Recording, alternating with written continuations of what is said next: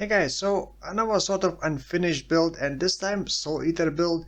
I did Soul Eater builds in the past couple times and I have a couple of videos about it. This time I wanted to do something different that I haven't explored yet, which is melee. Whenever I play a Soul Eater build or whenever I do a video about Soul Eater, there are always a lot of people asking, what about this skill, what about that spell? If this skill or spell scales with attack or cast speed, yes, you can just use that skill with the Soul Eater. You don't need to ask me what about that skill. And also I have a couple of videos showcasing how some of the skills look like with lots of attack speed and cast speed.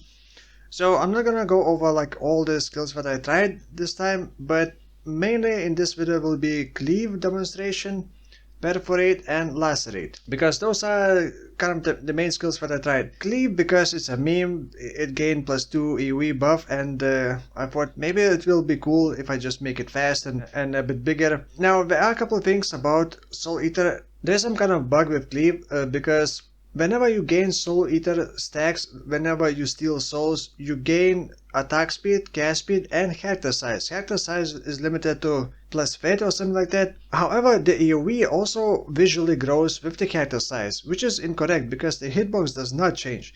So whenever you see clips with Cleave having like big AoE, almost covering the full screen, it's not true. That's just visually incorrect.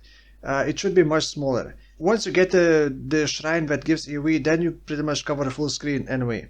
Some other skills I noticed also have this problem, like Sweep had it. Lacerate I think is fine. Reeve also I believe had the same problem. So some skills for some reason are bugged and visually grow in size with the character size, but the hitbox stays the same, which makes it very annoying trying to measure how far you need to be from the enemies to hit them. That's one of the reasons why I eventually switched from Cleave into something else.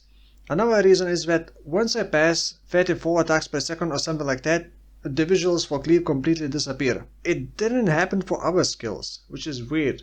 And I played with Soul Eater builds in the past and that never really happened, I think. Maybe I'm misremembering. But I played with Arc and Occultist Explosions. That was like really nice, and I'm gonna link those other videos about Soul Eater builds either in the video description or at the end of the video. The idea of this build was to just play melee, play Cleave, and the way you build around Soul Eater is pretty simple, and I did not want to overcomplicate this.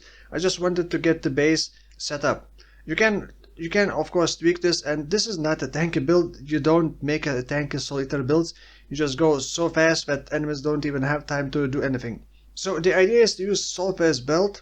During the flask effect you get Soul Eater, but if you use the flask again you reset the Soul Eater, and if the flask expires you lose Soul Eater.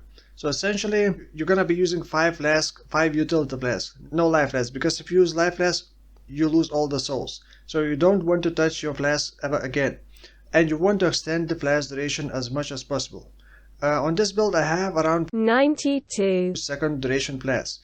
You can definitely extend it a lot more. I think in the past I had around 120-160 second flask duration in the past. This one only 90 second because I did not maximize the curse effect. Normally you go with the Solstice Vigils, I believe, amulet, which does basically extends the duration on you when you kill a rare, but rares are tough and sometimes you just don't find rares enough and it's very inconsistent. So essentially the playstyle goes like this. You enter a map, you barely have resistances, use all of your flasks and then start killing enemies, start getting souls, start ramping up. Each soul gives you 5% attack and 5% cast speed as a separate lines. That's important for kinetic bolt only. And also a bit of character size. So after like 200 souls, actually even after like 50 souls, you become fast enough to do most of the clearing, and then you just ramp it up until your flask expires. You're essentially gonna have enough flash charges to use your main flask again. Use it again and then start the process again. You cannot get flash charges during the Soul Eater, and you cannot recharge Val's skill except with one exception. When you hit a rare or unique, you can still get souls for Val's skills. So you essentially can reuse your flask 2 times per map, so you need to clear the map by the time your flasks expire for the second time. Unless you also can use Val Breach, which is difficult to charge up because you cannot really get souls within 60 units radius. You can use that to spawn a bunch of monsters to start killing them, and then, but that's the problem. Like if you don't have flash charges, you need to kill monsters without using flask and without having capped your resistances. So it can become like really sketchy, and this isn't a playstyle that you're gonna enjoy for very long. This is a playstyle that is very fun at the start. Once you start going into red maps and you really become annoyed by this kind of playstyle. So the way I'm extending my flash duration is getting flash like this. You basically roll increase duration as much as possible, 40% is max. Obviously quality on the flash, you can even quality to 28 to add more, and then use enkindling orbs, I believe it was called. Yeah, enkindling orbs, and try to roll up to, well, I believe it goes up to 100% increase flash duration, but then you gain no flash charges during the effect. And the main flash is going to be Bismuth because it has longest base duration. Bismuth gives a lot of resistances, then you're gonna want to roll like avoid being shocked, avoid being ignited, stuff like that, increased armor when use granite. But the problem is our flasks do not have as long duration, so our flasks are gonna expire before. Another thing, you also need to self-curse yourself with temporal chain, and a very strong temporal chain. So flash duration and temporal chain and curse effect essentially. And the way you do that is with the cluster jewels. You can go with, like, it depends on your budget, and this is like the simplest setup. You use some kind of large cluster jewel, and then you want increased flask effect duration and cluster jewels, 6 passive points. You may go with the special reserve to get a bit more damage and 2% life regen during flask effect. And then on the small cluster jewel, you want ideally with 35% effect, but those can be like really expensive. And first get like weaker ones before you decide if you want to invest into that. And then the small cluster jewel is with the Daedalus Apathy. Daedalus Apathy gives you 20% increased curse effect for temporal chain. And then you want a helmet like this. Helmet enchantment for 30% increased temporal chain curse effect. And then it is Searing Exile implicit for increased temporal chain's curse effect as well. And then to self-curse you just use Rotblood. You place temporal chain with high quality, and then it will auto-curse you as well. And then you, I guess, ideally would want a ring like this and place it in the right ring slot, because that 30% increased effect of curse on you. So you want to essentially increase the curse effect on you. However, all the other curses like elemental weakness, vulnerability, actually you want to avoid temporal chain maps, because it's gonna override your temporal chain and it's gonna be less powerful than your own temporal chain. So also the enfeeble maps, stuff like that, this ring is gonna boost those curses on you. So it can be like double-edged sword.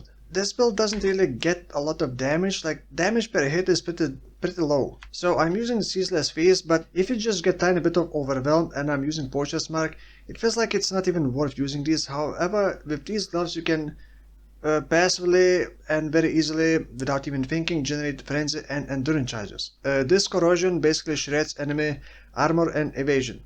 Minus 5000 armor and minus 1000 evasion per corrosion stacks. And they only last 4 seconds, but in 4 seconds you can do like 200 attacks. And this is also using Impale, 100% chance to Impale, so it's a pure physical build. Going with the Pride, Dread Banner for extra Impale chance. I'm gonna have like a Perforate building import code in video description. You can see how I, for example, got enough Impale and stuff like that. Now this is not a finished build, not an optimized. I just got bored of it. It's just annoying. There are lots of things that can kill you, and if you're not fast enough, they're gonna kill you. So this was just an experiment to play with melee. By the way, from these skills that I mentioned, Cleave is kind of like whatever. It's Cleave. It's confusing. The AoE is misleading. Lacerate is very nice. However, Lacerate has less DPS than Cleave. Imagine that. But Lacerate has much bigger AoE, and it looks also, I would say, probably cooler in the sand stance. In the blood stance you don't really see it very well. Lacerate even can kill enemies outside Soul Eater radius, which means you can, enemies that are very far away from you are gonna charge your Val skills like Val Breach. It may be worth using Lacerate, and it's also safer because you are at a distance. And Perforate is actually probably the best for single target. In the blood stance it just shreds bosses because it hits up to 7 times or creates up to 7 spikes, and if they all overlap, that's big damage. But it's like very melee. You have to be close enough and the enemy has to pretty much not move. It's hard to ask, right? You also do have a lot of life gain on a hit, so as long as you don't get one-shotted, you're fine. And this is Trickster, by the way.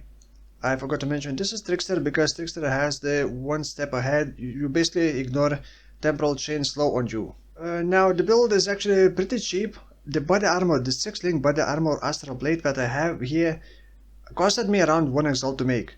Buy a 6-link non-influence Astral Blade, use Warless Exalt, and then use Harvest Craft with the caster modifier, reroll caster, and it guarantees to hit socketed attacks have minus 15 total mana cost.